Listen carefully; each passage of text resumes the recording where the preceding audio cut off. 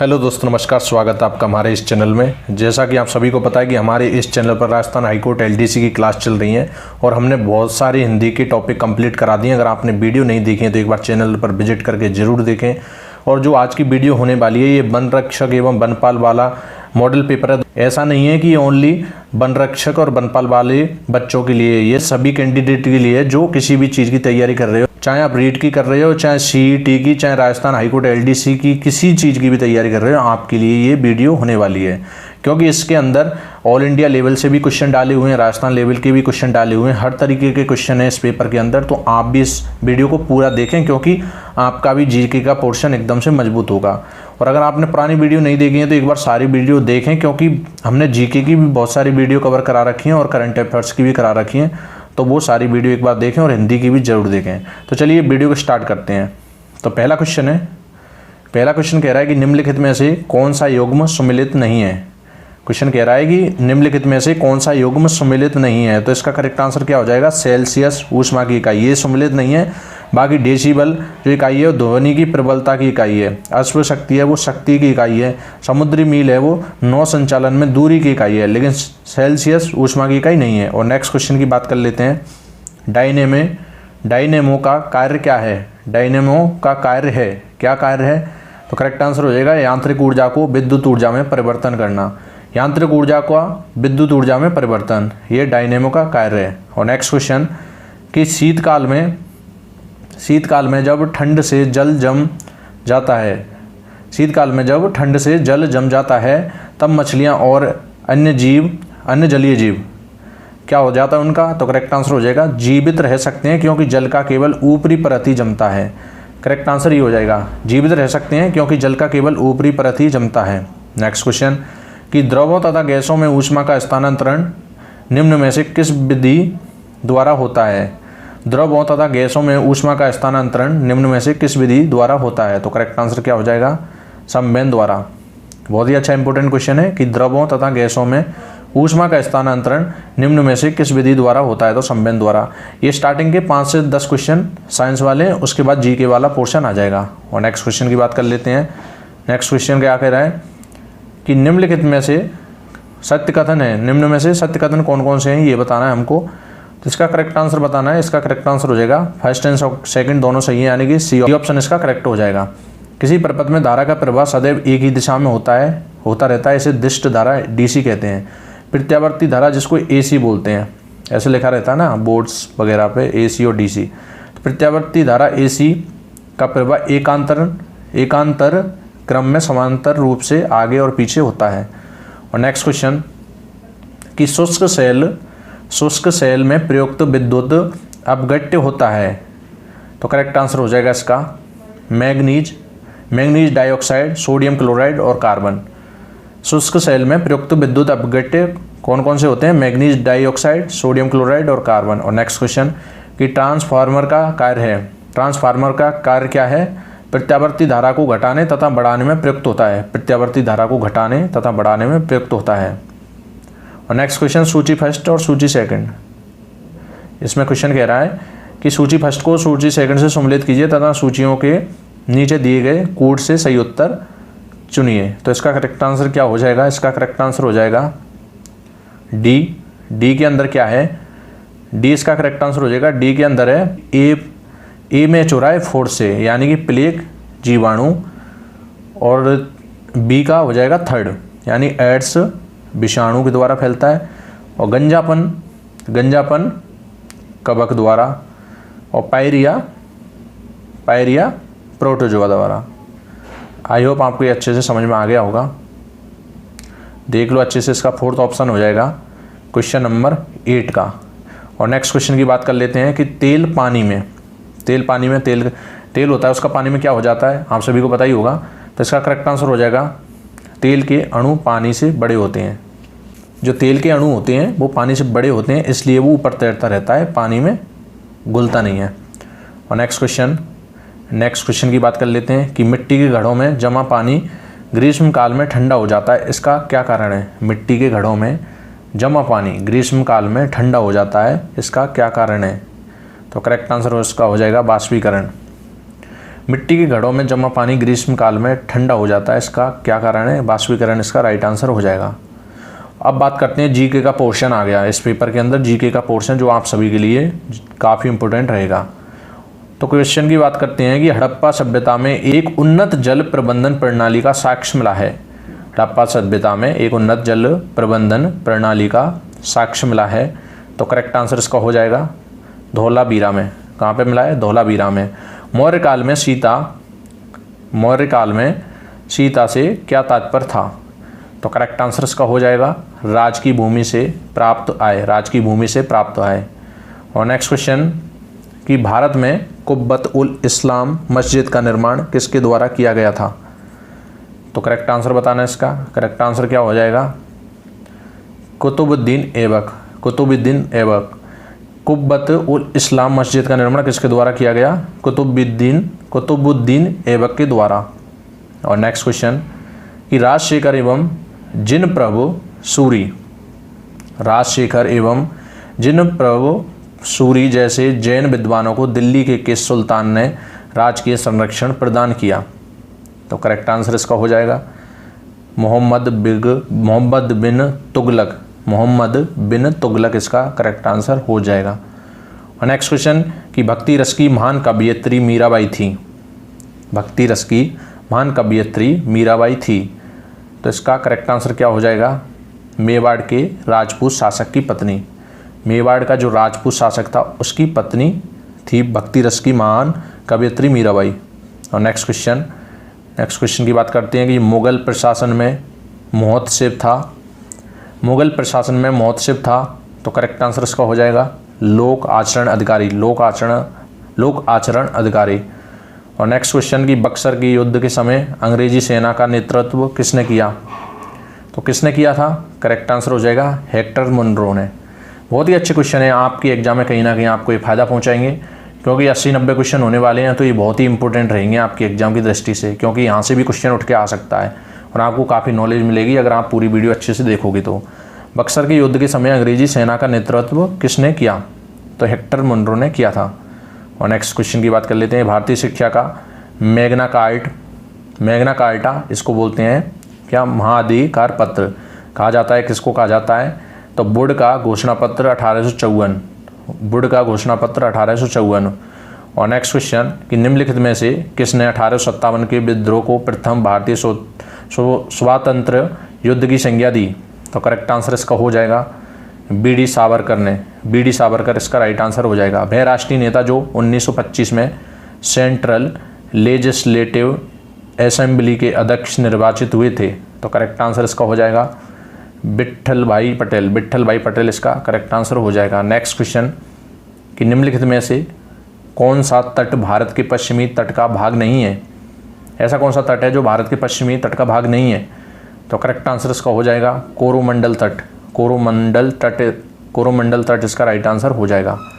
Next question कि सतलज एवं काली नदियों के बीच हिमालय का कौन सा प्रादेशिक विभाग स्थित है? तो right answer is Kumaon Himalaya इसका राइट आंसर हो जाएगा। नेक्स्ट क्वेश्चन कि निम्नलिखित में से कौन सा युग्म सुमेलित नहीं है? तो करेक्ट आंसर इसका क्या हो जाएगा? बुरजेला दर्रा उत्तराखंड में ये सुमेलित नहीं है, बाकी नथुला दर्रा सिक्किम में, और सिपकीला दर्रा ये हिमाचल प्रदेश में है, और तुजू दर्रा ये मणिपुर में है। नेक्स्ट क्वेश्चन कि बेम्बनाद झील भारत के किस राज्य में है? तो करेक्ट आंसर हो जाएगा केरल में। ये इसको याद रख लेना, पूछ सकता है कि बेम्बनाद झील भारत के किस राज्य में है? तो केरल इसका राइट आंसर हो जाएगा। बहुत ही अच्छा क्वेश्चन। और नेक्स्ट क्वेश्चन की बात कर लेते हैं कि शिव समुद्रम जल प्रताप किस नदी पर स्थित है? तो करेक्ट आंसर इज कावेरी नदी पर। शिव समुद्रम जल प्रताप किस नदी पर है? कावेरी नदी पर। तमिलनाडु में शरदकालीन वर्षा अधिकांशतः जिन कारणों से होती है वह है? तो उत्तर पूर्वी मानसून इसका राइट आंसर हो जाएगा। और नेक्स्ट क्वेश्चन कि भारत में जैव विविधता के ताप स्थल हैं, तो कौन से हैं? तो करेक्ट आंसर हो जाएगा पूर्वी हिमालय व पश्चिमी घाट। पूर्वी हिमालय व पश्चिमी घाट इसका राइट आंसर हो जाएगा। और नेक्स्ट क्वेश्चन कि भारत के सर्वाधिक क्षेत्र पर किस प्रकार की मिट्टी का विस्तार पाया जाता है? काली, लेटेराइट, जलोढ़, लाल। तो करेक्ट आंसर इसका क्या हो जाएगा? जलोढ़। भारत में सर्वाधिक क्षेत्र पर किस प्रकार की मिट्टी पाई जाती है? तो जलोढ़ प्रकार की। और नेक्स्ट क्वेश्चन कि भारत में जूट उत्पादन का सर्वाधिक क्षेत्र है कहाँ पर है? तो पश्चिम बंगाल में। जूट जो उत्पादन है उसका सर्वाधिक क्षेत्र कहाँ पर है भारत के अंदर? तो इसका करेक्ट आंसर हो जाएगा पश्चिमी बंगाल में। पश्चिम बंगाल इसका करेक्ट आंसर हो जाएगा। नेक्स्ट क्वेश्चन की छोटा नागपुर का पठार जिस संसाधन के लिए समृद्ध है, छोटा नागपुर का पठार जिस संसाधन के लिए समृद्ध है वह है? तो करेक्ट आंसर इसका हो जाएगा खनिज के लिए। छोटा नागपुर का पठार जिस संसाधन के लिए समृद्ध है वह कौन सा है? खनिज है। नेक्स्ट क्वेश्चन की मुख्यमंत्री कोरोना सहायता योजना को कब लागू किया गया? तो करेक्ट आंसर इसका हो जाएगा 25 जून 2021 को मुख्यमंत्री कोरोना सहायता योजना को लागू किया गया था। नेक्स्ट क्वेश्चन की शुभंकर जागृति का संबंध किससे है? शुभंकर जागृति का संबंध किससे है? तो करेक्ट आंसर इसका हो जाएगा उपभोक्ता अधिकारों के प्रति जागरूकता से। उपभोक्ता अधिकारों के प्रति जागरूकता से। नेक्स्ट क्वेश्चन की 14वें ब्रिक्स शिखर सम्मेलन की मेजबानी किस देश द्वारा की गई? किस देश द्वारा की गई? तो करेक्ट आंसर इसका हो जाएगा चीन द्वारा। चीन द्वारा इसका राइट आंसर हो जाएगा। और नेक्स्ट क्वेश्चन कि हाल ही में भारत की पहली आदिवासी राष्ट्रपति बनने वाली द्रौपदी मुर्मू निम्नलिखित में से किस राज्य की पहली महिला राज्यपाल रह चुकी हैं? तो करेक्ट आंसर इसका हो जाएगा, क्या हो जाएगा करेक्ट आंसर? झारखंड। झारखंड इसका राइट आंसर हो जाएगा। ये इसको याद रख लेना, ये करंट वाला क्वेश्चन है और आ भी सकता है। और नेक्स्ट क्वेश्चन की बात कर लेते हैं। नेक्स्ट क्वेश्चन क्या कह रहा है कि झारखंड और आंध्र प्रदेश के बाद यूरेनियम खनन में प्रवेश करने वाला तीसरा राज्य कौन सा है? तो करेक्ट आंसर इसका हो जाएगा राजस्थान। झारखंड और आंध्र प्रदेश के बाद यूरेनियम खनन में प्रवेश करने वाला तीसरा राज्य कौन सा है? तो राजस्थान है। और नेक्स्ट क्वेश्चन कि निम्नलिखित में से संविधान सभा की संघ संविधान समिति का अध्यक्ष कौन था? तो करेक्ट आंसर जवाहरलाल नेहरू। जवाहरलाल नेहरू इसका राइट आंसर हो जाएगा। नेक्स्ट क्वेश्चन की समाजवादी तथा धर्मनिरपेक्ष शब्द संविधान की प्रस्तावना में सम्मिलित किए गए थे। तो करेक्ट आंसर इसका क्या हो जाएगा? इसका करेक्ट आंसर हो जाएगा 42वें संविधान संशोधन द्वारा। 42वें संविधान संशोधन द्वारा।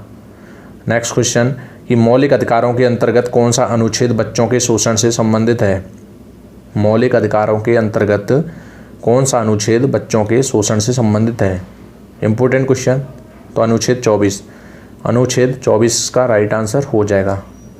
और नेक्स्ट क्वेश्चन कि लोकसभा और राज्यसभा की संयुक्त बैठक किसके द्वारा आहूत की जाती है? लोकसभा और राज्यसभा की संयुक्त बैठक किसके द्वारा आहूत की जाती है? तो राइट आंसर इसका क्या हो जाएगा? राष्ट्रपति द्वारा। राष्ट्रपति द्वारा इसका राइट आंसर हो जाएगा। नेक्स्ट क्वेश्चन कि संविधान के प्रावधानों के अंतर्गत पंचायत चुनाव कराने का निर्णय किया जाता है। तो करेक्ट आंसर क्या हो जाएगा इसका? राइट आंसर हो जाएगा राज्य सरकार द्वारा। राज्य सरकार द्वारा। और नेक्स्ट क्वेश्चन कि बिजोलिया अभिलेख के संबंध में निम्नलिखित में से कौन सा या कौन से कथन सत्य नहीं है? तो इसका करेक्ट आंसर हो जाएगा ए। ऑप्शन दे रखे हैं नीचे। ए के अंदर केवल फर्स्ट और सेकंड, केवल फर्स्ट और सेकंड, यानी कि कौन से कथन सत्य और कौन से नहीं है? तो फर्स्ट और सेकंड ये कथन सत्य नहीं है। और नेक्स्ट क्वेश्चन की बात कर लेते हैं कि निम्नलिखित कथनों पर विचार कीजिए। निम्नलिखित कथनों पर विचार कीजिए। तो क्या विचार करना है कि ये सही है या नहीं है, ये पूछ रहा है। तो इसका करेक्ट आंसर हो जाएगा फर्स्ट और सेकंड दोनों सही है। राणा अमर सिंह 1597 ईस्वी में मेवाड़ के शासक बने। राणा अमर सिंह के शासनकाल में ही जनवरी 1615 में मेवाड़ मुगल संधि हुई, जिससे विगत 90 वर्षों से चले आ रहे मेवाड़ मुगल संघर्ष का अंत हुआ। तो ऑप्शन नंबर सी इसका राइट आंसर हो जाएगा। ऑप्शन नंबर सी इसका राइट आंसर हो जाएगा। और नेक्स्ट क्वेश्चन की बात कर लेते हैं कि निम्नलिखित में से कौन सा कथन असत्य है? तो ये इसमें असत्य पूछ रहा है। इसमें असत्य, बाकी सब आप पढ़ोगे तो आपको सही लगेंगे ये, लेकिन ये डी ऑप्शन है ये गलत है। और नेक्स्ट क्वेश्चन की बात कर लेते हैं कि सुमिलित कीजिए। यहाँ पर सुमिलित करवा रहा है। तो एक तरफ प्राचीन सभ्यता दे रखी है, एक तरफ प्राचीन सभ्यता और एक तरफ नदी तट। बहुत ही अच्छा क्वेश्चन है। तो इसका करेक्ट आंसर क्या हो जाएगा कि बरौर की सभ्यता सरस्वती नदी के तट पर है, सरस्वती नदी के तट। और दूसरी बात करते हैं गिलुंड सभ्यता, इसको याद रख लेना, कहीं से भी एक क्वेश्चन उठा के आ सकता है इसके अंदर से भी। तो बनास नदी के तट पर। और बागोर की सभ्यता कोठारी नदी। और गणेश्वर की सभ्यता कांटली नदी। तो ये हो जाएगा इसका सी ऑप्शन इसका राइट आंसर हो जाएगा। और नेक्स्ट क्वेश्चन की बात कर लेते हैं कि निम्नांकित कथनों पर विचार कीजिए। इसमें भी ऐसा ही क्वेश्चन है, तो इसका भी करेक्ट आंसर सी हो जाएगा, यानी कि फर्स्ट और सेकंड दोनों सही हैं। सोनारी सभ्यता से लोहा बनाने की भट्टियों के अवशेष मिले हैं और जो देश की प्राचीनतम लोह भट्टियाँ मानी जाती हैं। भरतपुर जिले के नोह गांव में 1963 से 64 ईस्वी में उत्खनन से ताम्रयोगीन सभ्यता प्रकाश में आई। यहाँ से 5 सांस्कृतिक युगों के अवशेष मिले हैं। और नेक्स्ट क्वेश्चन की बात कर लेते हैं कि निम्नलिखित में से कौन सा कथन असत्य है।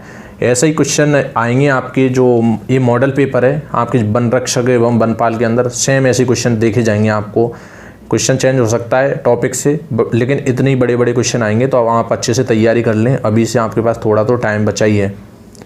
निम्नलिखित में से कौन सा कथन असत्य है कह रहा है यहाँ पर। तो करेक्ट आंसर आप सभी को बताना इसमें। तो करेक्ट आंसर क्या हो जाएगा, डी। करौली के यादव वंश की स्थापना हरिश्चंद्र द्वारा 1080 ईस्वी में की गई। करौली राजवंश स्वयं को कुरु वंश से संबंधित करते हुए अपना संबंध अर्जुन से जोड़ते हैं। ये गलत है, बाकी ये तीनों सही हैं ऑप्शन। और नेक्स्ट क्वेश्चन कि सुमिलित कीजिए। यहाँ पर सुमिलित करवा रहा है, तो इसका करेक्ट आंसर बताना है आप सभी को। एक तरफ राजनीतिक जनचेतना दे रखी है, एक तरफ संचालन दे रखे हैं। तो करेक्ट आंसर क्या हो जाएगा, क्रांतिकारी गतिविधियाँ। इसका मैच हो जाएगा केसरी सिंह बारट, इसके संचालक थे। जो गतिविधियाँ हैं जनचेतना, राजनीतिक जनचेतना है, उनके संचालक कौन थे, तो केसरी सिंह बारट किसके थे, क्रांतिकारी गतिविधियाँ। और नेक्स्ट क्वेश्चन की बात कर लेते हैं कि स्वदेशी आंदोलन, इसके संचालक स्वामी गोविंद गिरी स्वदेशी आंदोलन के। और कृषक आंदोलन के विजय सिंह पथिक। और जनजाति आंदोलन गोविंद गुरु। तो ये हो जाएगा 47वें का बी आंसर। और नेक्स्ट क्वेश्चन की बात कर लेते हैं कि ब्रिटिश औपनिवेशिक शासन व्यवस्था के विरुद्ध 1857 में राजस्थान के विभिन्न भागों में हुए विद्रोह को सही कालक्रम के अनुसार कूट की सहायता से चुनें। तो कूट की सहायता से हमको चुनना है। तो करेक्ट आंसर इसका क्या हो जाएगा, फर्स्ट, थर्ड, सेकंड, फोर्थ।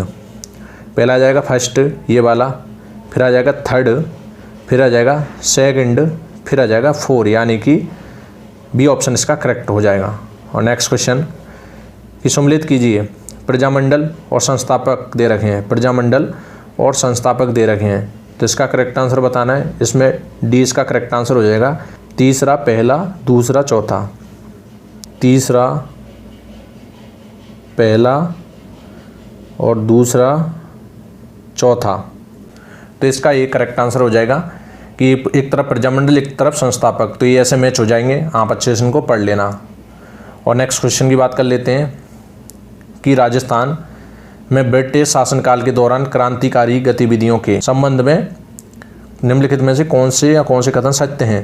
तो फर्स्ट और सेकंड सही हो जाएंगे और बाकी गलत हो जाएंगे। यानी कि राजस्थान में क्रांतिकारी गतिविधियों की शुरुआत 1905 ईस्वी के स्वदेशी आंदोलन से मानी जाती है और राजस्थान के क्रांतिकारियों का जनक शाहपुरा का बारठ परिवार था। जनक कौन था, शाहपुरा का बारठ था। और नेक्स्ट क्वेश्चन की बात कर लेते हैं, सुमिलित कीजिए। एक तरफ क्या देखा है, रचना, और एक तरफ रचनाकार। तो इसका करेक्ट आंसर आप सभी को बताना है। इसका करेक्ट आंसर हो जाएगा बीसलदेव रासो मैच हो जाएगा नरपति नाल इसके रचनाकार थे। और इसका संगत सिंह रासो गिरधर आसियास से मैच हो जाएगा थर्ड वाले से, यानी कि सेकंड का थर्ड। और विरुद्ध क्षेत्री इसका हो जाएगा फर्स्ट से कवि दुर्सा आड़ा और वंश भास्कर सूर्यमल मिश्रण। और नेक्स्ट क्वेश्चन की बात कर लेते हैं, बी ऑप्शन इसका करेक्ट हो जाएगा। और नेक्स्ट क्वेश्चन कि राजस्थान के पर्यटन विभाग द्वारा आयोजित होने वाले विभिन्न महोत्सव विभिन्न महोत्सव और उनसे संबंधित स्थल के त्रुटिपूर्ण युग्म को पहचानिए। तो करेक्ट आंसर क्या हो जाएगा इसका? अंतर्राष्ट्रीय थार महोत्सव जैसलमेर। त्रुटिपूर्ण युग्म को पहचानना है अंतर्राष्ट्रीय थार महोत्सव जैसलमेर में, ये इसका करेक्ट आंसर हो जाएगा। और नेक्स्ट क्वेश्चन की बात कर लेते हैं कि सुमिलित कीजिए। यहाँ पर सुमिलित करवा रहा है, एक तरफ लोकगीत दे रखे हैं और एक तरफ संबंधित क्षेत्र दे रखे हैं, तो यहाँ पर मैच करना है। तो इसका करेक्ट आंसर क्या हो जाएगा? घुडला, घुडला का मारवाड़, और मूमल का जैसलमेर, वीड़ों का क्या हो जाएगा? हाड़ौती, और ढोला मारू सिरोही, ढोला मारू सिरोही, यानी कि ऑप्शन नंबर ए इसका करेक्ट आंसर हो जाएगा। और नेक्स्ट क्वेश्चन की बात कर लेते हैं कि राजस्थान में प्रचलित लोकवाद्य और उनकी श्रेणी से संबंधित असंगत युग्मों को पहचानिए। तो करेक्ट आंसर क्या हो जाएगा इसका? पखाबज, पखाबज, सुधीरबाद, ये इसका करेक्ट आंसर हो जाएगा। नेक्स्ट क्वेश्चन कि राजस्थान में पहना जाने वाला आभूषण थालो है। राजस्थान में पहना जाने वाला आभूषण थालो है, तो इसका राइट आंसर हो जाएगा कि देव मूर्ति युक्त गले में पहना जाने वाला आभूषण, जो थालो है वो देव मूर्ति युक्त गले में पहना जाने वाला आभूषण है। और नेक्स्ट क्वेश्चन कि राजस्थानी साहित्य की एक रचना हंसावली रचित है।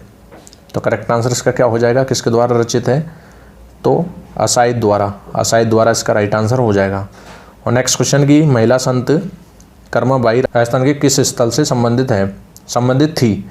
तो करेक्ट आंसर हो जाएगा इसका नागौर, नागौर इसका करेक्ट आंसर हो जाएगा। और नेक्स्ट क्वेश्चन कि संत सुंदरदास किस महान संत के शिष्य थे? संत सुंदरदास किस महान संत के शिष्य थे? तो करेक्ट आंसर हो जाएगा संत दादू दयाल के, संत दादू दयाल इसका राइट आंसर हो जाएगा। और नेक्स्ट क्वेश्चन कि राजस्थान के भय लोक देवता जो गौरक्षा करते हुए वीरगति को प्राप्त हो गए। तो राइट आंसर इसका क्या हो जाएगा? पापूजी। राजस्थान के भय लोक देवता कौन से हैं जो गौरक्षा करते हुए वीरगति को प्राप्त हो गए? पापूजी। और नेक्स्ट क्वेश्चन कि राजस्थानी हस्तशिल्प अजरख प्रिंट का संबंध किस स्थान से है? तो बाड़मेर से, बाड़मेर। अजरख प्रिंट का संबंध किस स्थान से है? तो बाड़मेर से। और नेक्स्ट क्वेश्चन की बात कर लेते हैं कि किस दुर्ग को राजस्थान का बेल्लोर कहा जाता है? तो भैंसरोगढ़, भैंसरोगढ़ दुर्ग है उसको बेल्लोर कहा जाता है, राजस्थान का बेल्लोर। और नेक्स्ट क्वेश्चन कि राजस्थान में दो शासकों के मध्य लिखे पत्र को क्या कहा जाता था? तो खरीता, खरीता, इसको याद रख लेना अच्छे से। और नेक्स्ट क्वेश्चन कि गोहिल वंश के शासक बप्पा रावल का वास्तविक नाम क्या था? तो क्या था इसका वास्तविक नाम? कालभोज, कालभोज इसका राइट आंसर हो जाएगा। और नेक्स्ट क्वेश्चन कि गोरा और बादल मेवाड़ के किस शासक के सेनापति थे? तो right answer is Rawal Ratan Singh. गोरा और बादल मेवाड़ के किस शासक के सेनापति थे? तो रावल रतन सिंह के। और नेक्स्ट क्वेश्चन कि मेवाड़ मुगल संधि कब हुई थी? इसको अच्छे से याद रख लेना, इसको अच्छे से रख लेना कि मेवाड़ मुगल संधि कब हुई थी? तो कब हुई थी? 1615 ईस्वी में, 1615 ईस्वी इसका करेक्ट आंसर हो जाएगा। और नेक्स्ट क्वेश्चन की जोधपुर में राठौड़ वंश के संस्थापक कौन थे? तो राव सिया राठौड़ वंश के संस्थापक थे जोधपुर के अंदर। और नेक्स्ट क्वेश्चन कि 1835 ईस्वी में अंग्रेजों द्वारा गठित जोधपुर लीजियन का मुख्यालय बनाया गया एरनपुरा, कहाँ बनाया गया था? एरनपुरा में। और नेक्स्ट क्वेश्चन कि बिथोड़ा की युद्ध में विद्रोही सेना का नेतृत्व किसने किया? तो किसने किया? कुशाल सिंह चंपावत ने, कुशाल सिंह चंपावत ने किया था।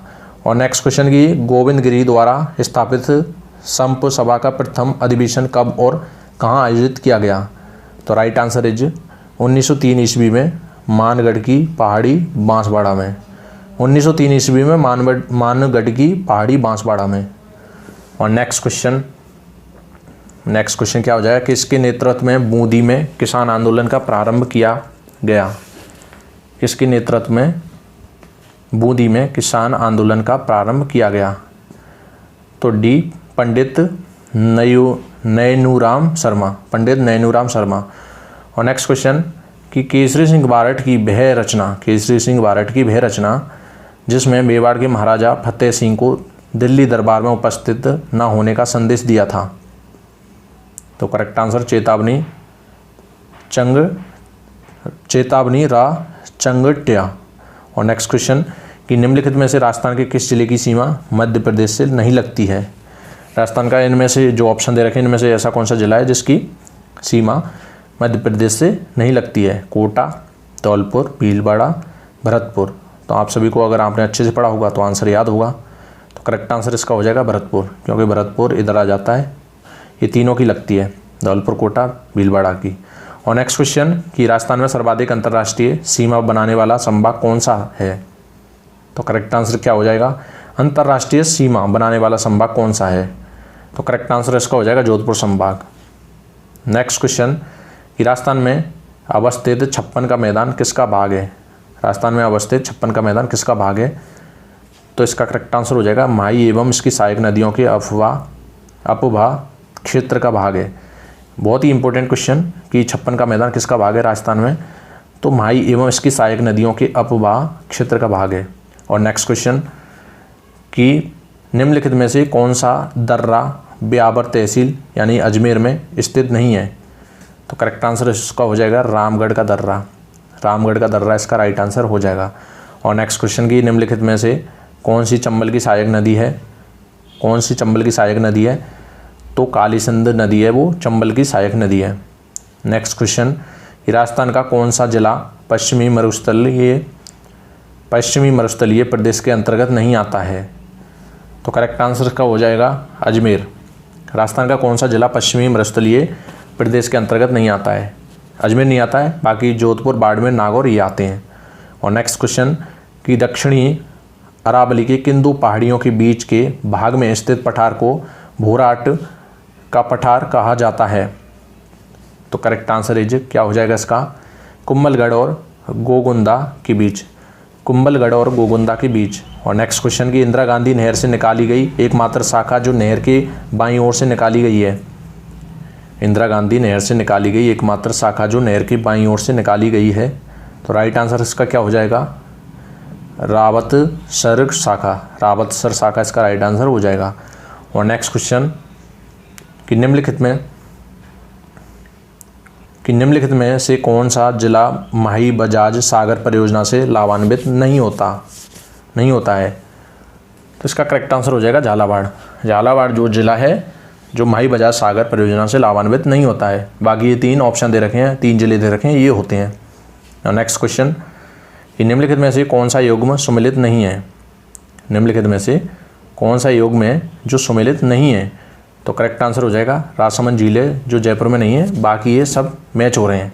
और नेक्स्ट क्वेश्चन की बात कर लेते हैं कि राजस्थान के किस प्रदेश में एंटीसोल समूह की मृदा मिलती है। तो पश्चिमी प्रदेश। राजस्थान के किस प्रदेश में एंटीसोल यानी पश्चिमी प्रदेश है उसमें एंटीसोल समूह की मृदा मिलती है। और नेक्स्ट क्वेश्चन की बात कर लेते हैं कि राजस्थान के कौन से जिलों में खस घास उत्पादित होती है।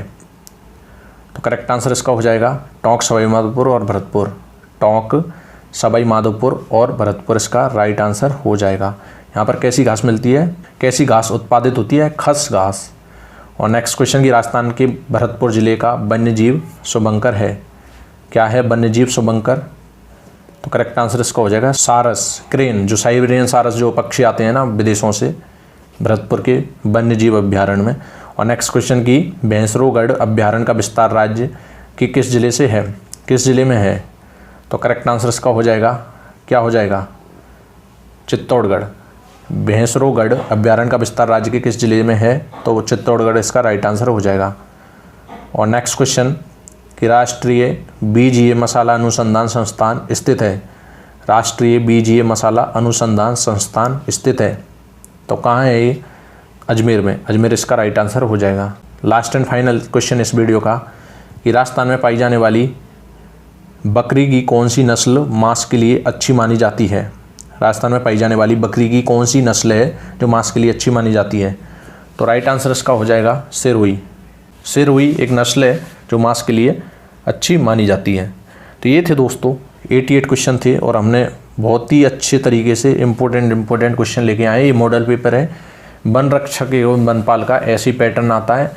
इसके जो 12 क्वेश्चन और थे वो मैथ रीजनिंग वाले थे तो वो हमने नहीं कराए हैं। अगर आपको उन क्वेश्चन का PDF चाहिए तो टेलीग्राम पर आ सकते हो। टेलीग्राम का लिंक हमने डिस्क्रिप्शन में दे रखा है, वहाँ से आप ज्वाइन करके ले सकते हो।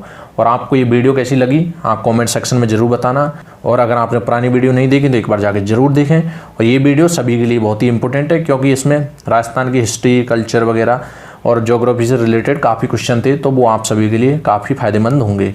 तो आई होप दोस्तों आपको ये वीडियो अच्छी लगी होगी। अगर अच्छी लगी तो इसे लाइक, शेयर एंड सब्सक्राइब और बेल आइकन भी प्रेस कर देना, ताकि आपको हर वीडियो के नोटिफिकेशन मिलते रहें। तो आज की वीडियो में इतना ही, मिलते हैं किसी नेक्स्ट वीडियो में। तब तक के लिए जय हिंद, वंदे मातरम।